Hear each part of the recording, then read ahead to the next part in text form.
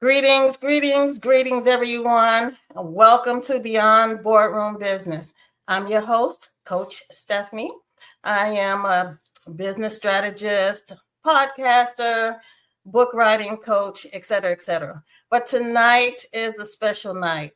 I definitely have a trailblazer that I need you to make sure that you take notes and bring your friends and family. Make sure you share this episode. This is definitely something that you will appreciate. I am going to bring on an amazing gentleman. His name is Dr. Richard Campbell, and he is definitely the missing link to ending world hunger. So without further ado, let me bring on Dr. Richard Campbell. How are you tonight, sir? I'm fine, Mr. Richard Campbell. Okay.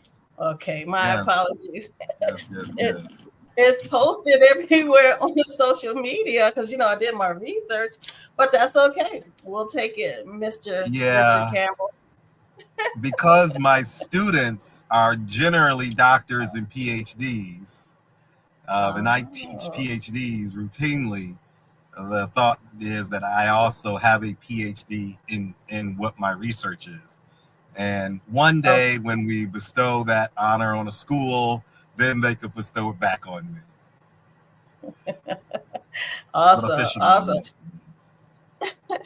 So, Mr. Richard Campbell, please tell us a little bit about who you are and what you do. So I am an accidental scientist, Mhm. just like Isaac Newton in gravity when the apple fell, or when a leaf fell in the water and started to tea. It turns out that there was an accidental watermelon seed that fell in some rocks back in 1994, and out grew a watermelon. And Wow. so it's from then to now. It used to be a family hobby up until 2018. And that's when we put out the book River Stoves Grow Plants. And that accidental watermelon seed created a new science, so to speak, called geological agriculture. So we're combining properties and realities of geology, which is the study of rocks, and agriculture, which is the study of plants. And so Mhm. together, that makes geological agriculture, or GeoAg, the study and application of growing plants in rocks without soil and without fertilizer. So we figured Wow. out how to harness the mineral values of rocks to grow plants like the black eyed peas you see growing behind my head here. If you can just see all of those stalks of black eyed peas and how Yeah. many are grown in a small area, that's a demonstration of what we call density of growth. We have a higher density of plants in a small area, and that's because Mhm. rocks are 50 million year old minerals capable Mhm. of releasing minerals when there's the proper moisture in the system and you have the seed in the proper place. And so, Wow. That's yeah, amazing. we have a new ability to harness the minerals in the rocks for other purposes like growing plants. So, speaking in layman terms, for the viewers and for me, does it matter which rock? Should I purchase them somewhere in particular or just go walking along the beach? How does it work? Well, all rocks of the world are minerals, but some are better than others. When it goes to where do you get your rock from, you want to go to the hardware store. Home Depot is where I like to go and get my rocks. So, and they have a good collection of rocks. It's very affordable. A bag of rocks is anywhere between $4 and $8. Lasts you a lifetime. And a bag of soil is about six to $12 and lasts about a season or two. And so it's the Home Depot rock we're recommending, the river rock, the pebbles, the smaller sized rocks. Okay. Yes, you can go along your beach and collect rocks as well, but all rocks have a different mineral diffusion. So all rocks look at it in layman's term. Rock is a mineral. We know that minerals are good, right? We like minerals. So if we look at rock as a solid mineral, they come in all different colors. Well, all different colors of rock represent all different types of mineral compositions. And they're all forms of plant food. And so one rock might have, 20% nitrogen and potassium. That's plant food ingredients.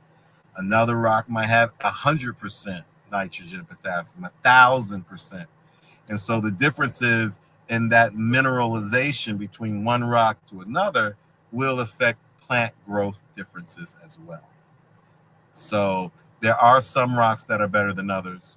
And we always tell folks to start small, look at the available small rocks in your store, get a bag of each, and test them in small format according to the rules of the book, Riverstones Grow Plants.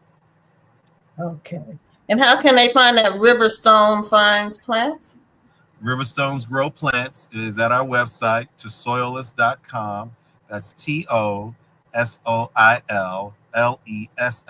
tosoilless. Tosoilless. Okay. And so that's two L's and two S's in that. TOSOILLESS, tosoilless.com. That's where you can download the book Riverstones Grow Plants, and then you'll have it in your phone in PDF format. Read chapters 1 and 2, follow the instructions, then go to your Home Depot, get your different bags of rocks, test them with the different seeds you're trying to grow. I see. What kind of container should it be in? Well, we like recycled plastic. Our conventional containers aren't ideal because there's a big hole at the bottom and the system will fall apart. So you have to retrofit your containers for rocks. Containers for soil don't work for rocks. So you have to do some retrofitting. But you can retrofit any container for it. You just have to know how to line it and layer it to grow plants. Okay. And that goes back to the book. Humanity has got rocks wrong since the beginning of time. Wow. Okay. So only about 50% of the rules of soil apply to rocks. So you are of the soil era of people. So you have soil theology in your thinking. If you try to apply some of those soil rules to rocks, they don't mix well. And so the book helps you just to understand how we teach rocks, which is different than adapting soil to. Like, for example, this behind me is let's do it this way. That's 4 inches deep. It's not like soil. That's a 5-gallon bucket. 5-gallon buckets will not work at all in rocks. It's too deep. And so there's a lot of nuances that you have to just read through the book, chapters 1 and 2, in order to get through it. But you can retrofit it anywhere where you have above 50 degrees in any type of container, but you have to know how to do it. And there's so many little things to know. I see. And you have to have any specific type of lighting? So outdoor sunlight is great and makes your leaves big and nice. Indoor, the better the light, the better the performance. So you can grow using the light in your bathroom. If you want to get some good growth, you leave your plants in the bathroom overnight, turn the light on. So basic light is fine, but the better the light, the better the growing. Okay, that's good to know. What about the water? Does it matter if it's spring or distilled or tap? Generally speaking, a wet rock is a working rock. So if it's moist in its proper configuration and it's taking the minerals out of the rock, because that's the role of the water, is to transfer the minerals from the rock to the plant. Okay. And so there's like lighting. The better the water quality, the better the plant quality. Right. Okay.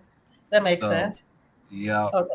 And so, but tap water works fine, which is not always the case in soil, but generally speaking, for rocks, it is. Okay. And then, yes, and then if you increase your water profile, that will also lead to increases in plant production. Okay. Wow. Uh, what can we grow? Can we grow everything? Well, uh, generally speaking, our role is to plant as many types of plants as we possibly can to see what will grow. And Okay. so far, we really haven't met a plant that didn't germinate and grow and wasn't affected by the minerals of rock. So every entity does their job. The seed will open up if it's the right climate and the Okay. minerals are available to it and grow. As long as Mm, you have the rock, which is the solid mineral, and the water and the seed in the right place, it will affect that seed, mineralize it, open it up naturally, and then the roots will come out and wrap around the rocks. So it really doesn't matter which seed type because all seeds have the same basic function. okay.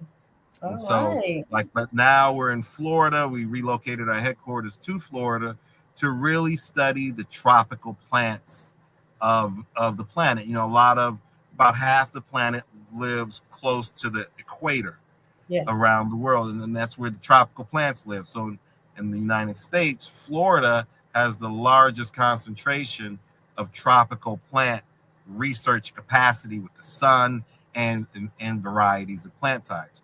So Mm, here at Florida Memorial University, we work mainly with the HBCUs to conduct our research.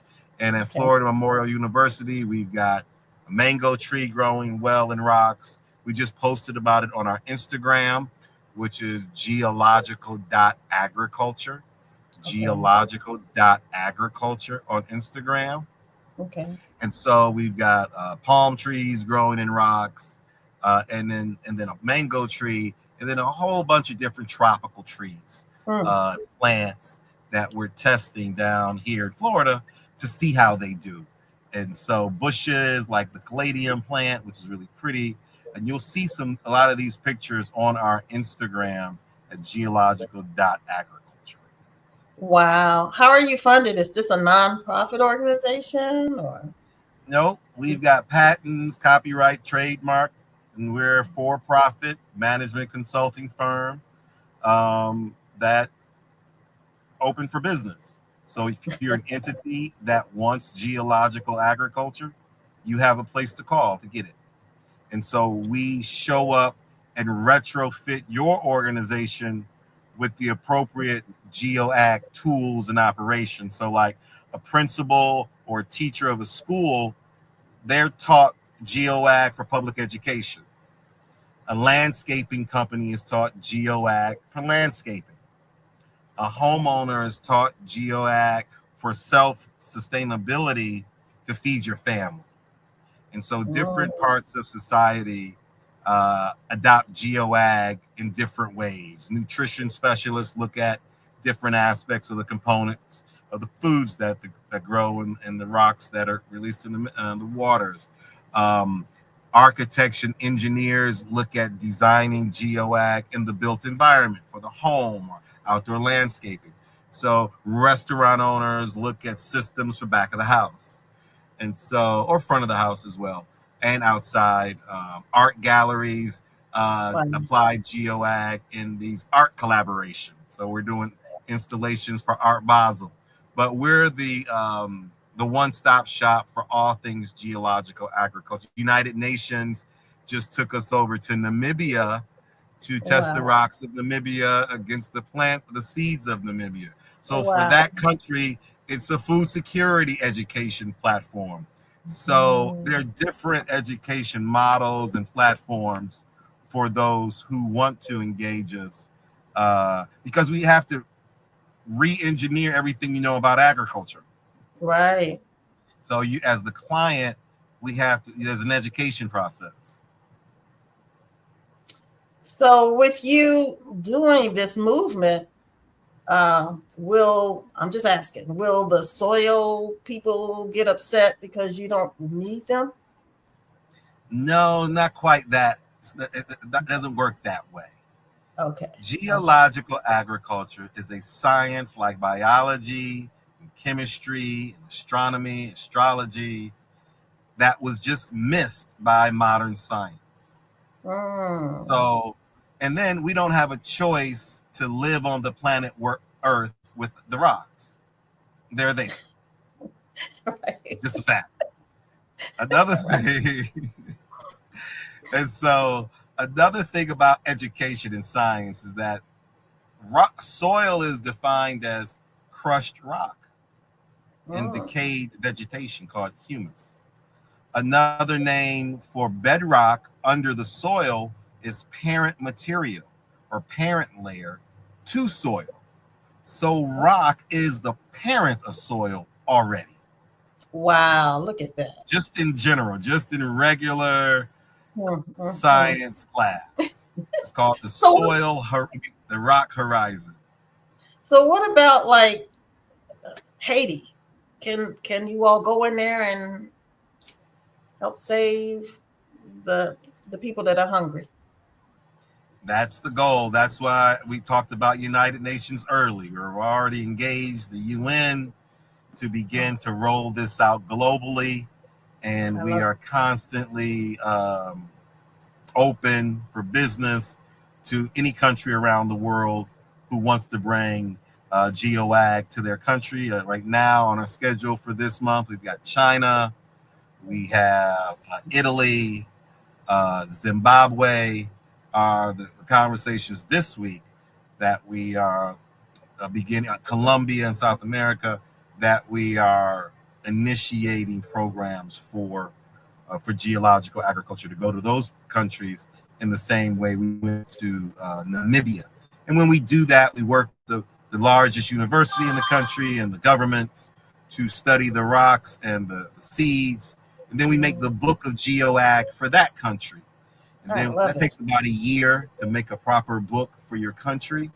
And then you put that in your K-12 public education, and pretty much Mm, overnight, everyone mm, knows what to do, how to go to get rocks anywhere in your country, make them the proper size, configure it appropriately, drop some seeds in there, and a mm. week or two, you're ready to eat. I love it. So that's phenomenal. I mean, you definitely wow. That's it's just amazing. I'm speechless. I'm so thankful that it came across, and the watermelon seed. Is that how everything started? I mean, were you involved in agriculture before that, prior to that, or how did you initially get started? Well, I was, sitting in my uncle's house watching television, and he said, Richard, come on inside and explain to me this phenomenon. And I went Oh, outside. I saw a bed of rocks, a vine, and a watermelon. And he asked, why am I looking at that watermelon? And I was like, well, the roots are in the soil under the rocks. He's like, no. Last fall, I did a landscaping project. I took all the vegetation away, laid down fabric, put down an inch of rock, and then spit some watermelon seeds on it because I ate watermelons to celebrate my project.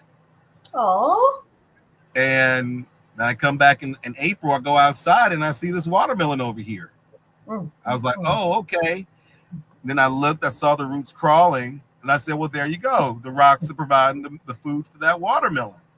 Wow. Now, that statement was derived from the fact that my brothers and I used to go rock hunting in North Carolina on family land.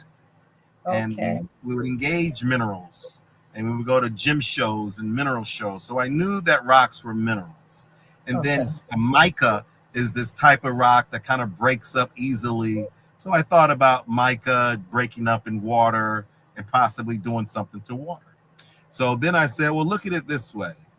Rocks are minerals, minerals are nutrients, and nutrients are fertilizers. They're at least cousins, meaning rock was a cousin to fertilizer. And Right. he took that explanation and went with it. And Wow. so then about 15 years later, my grandmother died, and he asked me to come, and my mom asked me to do an assessment of the family land, and then my uncle, my great uncles, my mom's uncle, asked me to come back to Nashville with my mother so that he could ask us 2 questions. And I was living in New York at the time, and got my mother, went to Nashville. I was like, "What's going on here? You got us all the way here to ask 2 questions. What are these 2 questions?" Right. Says, can you help me figure out what's going on in my water, in my garden? I was like, "Huh? You've been growing food for 15 years. What are you talking about?" He's like, "Yeah, I know. You've been getting the pictures, but I don't know what's going on. I know that it's happening. If I put seeds in there, it'll grow.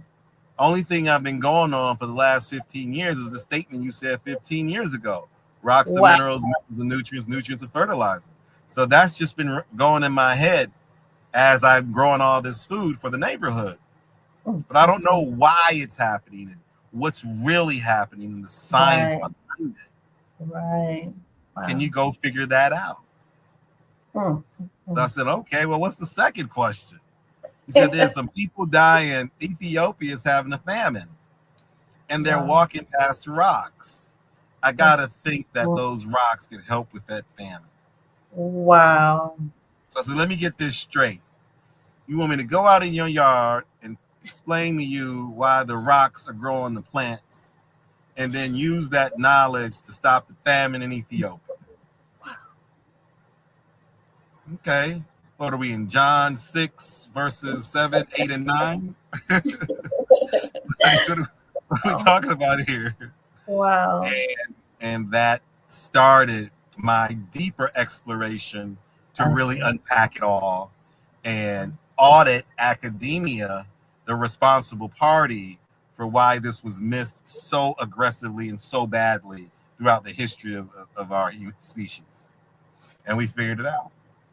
So how does that make you feel? How does that make you feel that you have come across it? This has landed in your hands for you to take and help change the world. How does that make you feel?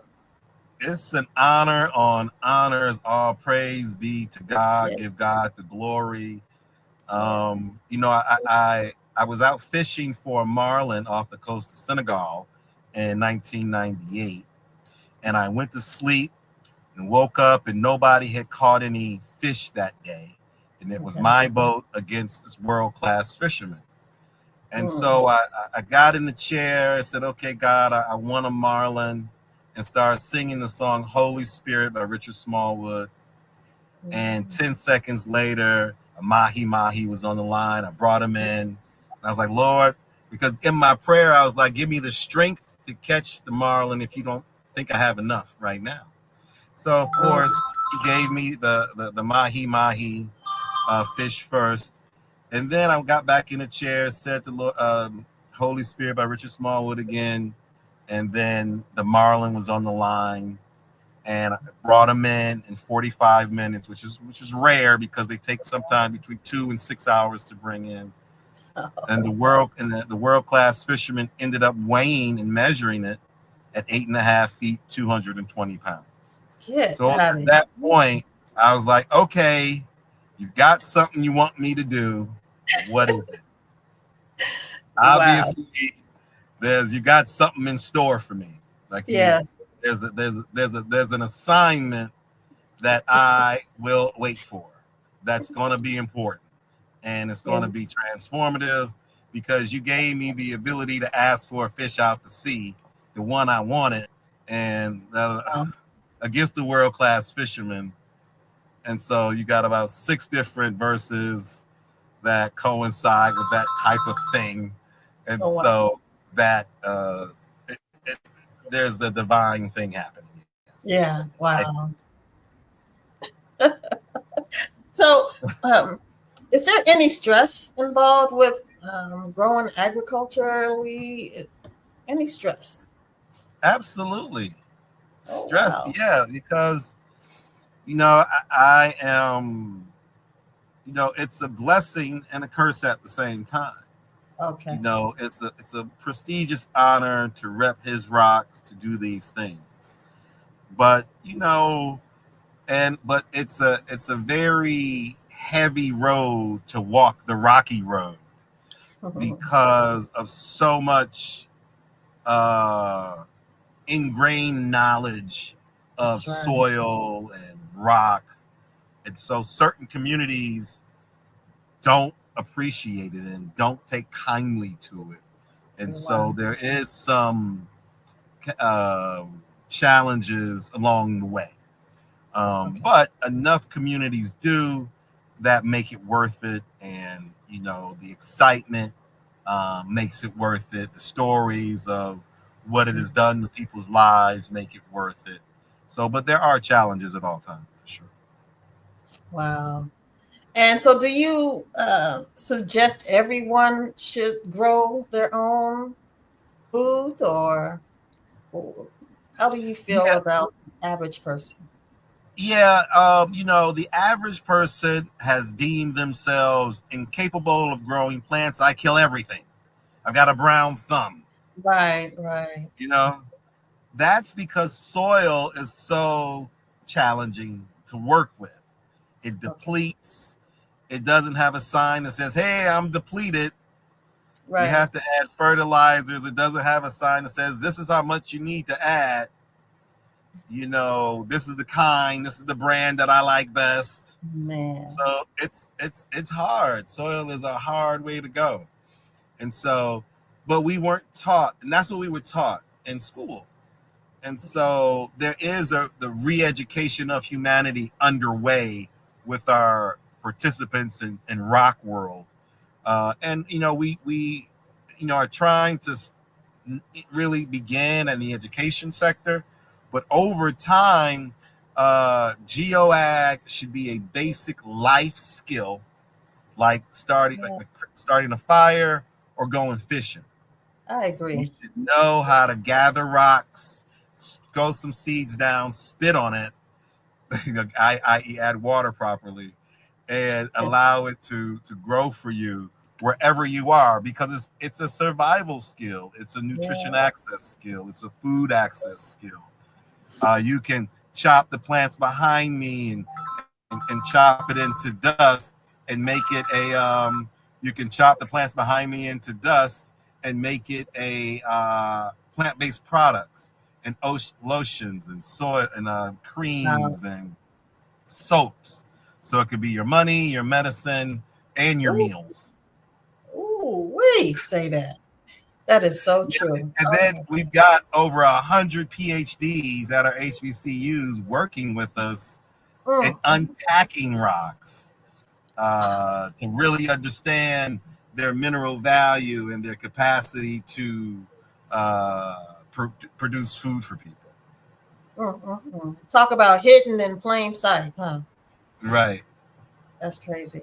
Wow, this has been amazing. Do you have any affirmations or inspiration you would like to leave people in closing? On the challenges front, a lot of people you think who would take to GeoAg, leaders, presidents of entities, don't. The lowest level in their organizations love it. And so for every door that's been closed by a major entity, we were able to just grow our underground community more and more and more. And so, our time is to come because he's having us build our underground properly, build our infrastructure properly until the time for greater society usage and programming. So that's all to say that the challenges are needed to strengthen the foundation. Wow. I love it. Now you said to go to your website, which is ToSoilless, spelled ToSoilless.com. And then where do they go to find this book? You go to the website. It's called Shop. You download you purchase and download the book, Riverstones Grow Plants, and then read chapters 1 and 2, and then go to your Home Depot. Yes. Wow. And if you want to see us and be involved in our world, just follow us on Instagram. You can message us directly through there too. You can see what we've been growing over this year. It's at geological.agriculture. Geological.agriculture. All right. Well, thank you so much, Mr. Campbell. I really appreciate it. I would love for you to come back and join us and give us some updates on what's going on and how many other countries you're involved with. You're doing amazing. So congratulations again in advance. Yep. And by the January, we'll know our list of countries for 2025. Oh, wow. I love it. Thank you so much. I appreciate you. All right. You're welcome. All right, everyone. I hope you all enjoyed that as much as I did. Again, thank you for being here on Beyond Boardroom Business with your host, Coach Stephanie. And that was just another amazing episode. I hope you all share this with everyone because, hey, this is how you end hunger. And it doesn't take a lot. All you have to do is just go to the website, do your part. And everyone, let's make this world a better place. I know it sounds cliche, but we really can. So again, until the next time on Beyond Boardroom Business, stay prayerful, stay patient, and stay persistent. Thank you all. I hope you all have a wonderful rest of your evening.